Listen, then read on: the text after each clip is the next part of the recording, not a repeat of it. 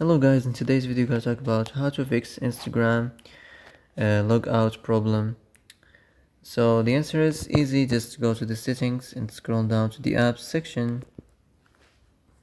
Now go to the search and search on Instagram. And now next go to the storage. Here you will find this clear cache option. Click on it. So as you see here, you can go check it if it worked. If it didn't, maybe try to restart your phone, and if it didn't work again, you can try to clear data, but be careful when you clear data. All your Instagram data will be deleted. This includes all files, databases, settings, accounts, etc. So be careful.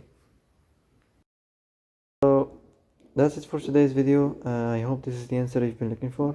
If you like this video, don't forget to like and subscribe, and see you in the next video.